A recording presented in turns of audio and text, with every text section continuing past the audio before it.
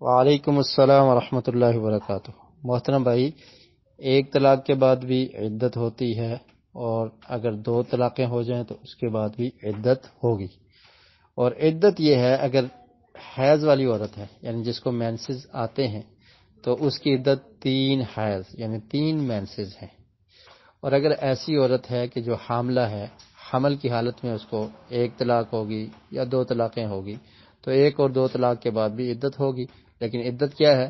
وضع حمل، جب تک وہ بچے کی پیدائش نہیں ہو جاتی اس وقت تک اس کی عدت ہے۔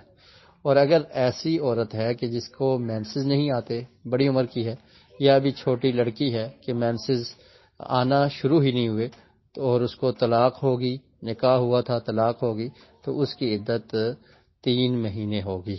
تو ایک طلاق کے بعد بھی عدت ہوتی ہے، 2 طلاق کے بعد بھی عدت ہوتی ہے۔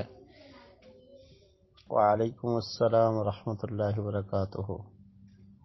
محترم بھائی، جب مینسز ختم ہو جائیں گے، حیض کا خون آنا بند ہو جائے گا، تو اس وقت عدت ختم ہو جائے گی۔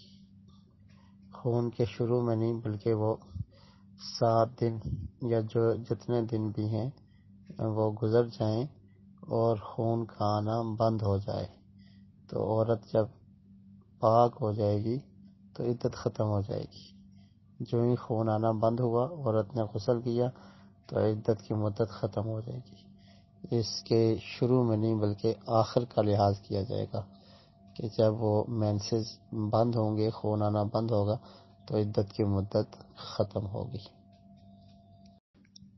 جی، مینسز کے دوران آپ بول کر رجوع کر سکتے ہیں، یعنی اگر رجوع کرنا ہے اور آخری مینسز شروع ہو چکے ہیں، ابھی ختم نہیں ہوئے، تو آپ بول کے کہہ سکتے ہیں کہ میں آپ سے رجوع کرتا ہوں، آپ میری زوجہ ہیں۔ لیکن یہ بات ذہن میں رہے کہ عملی طور پہ رجوع یعنی بیوی کے ساتھ ہم بستری اس حالت میں نہیں کرنی، مینسز کی صورت میں ہم بستری منع ہے، تو ایسا نہیں کرنا۔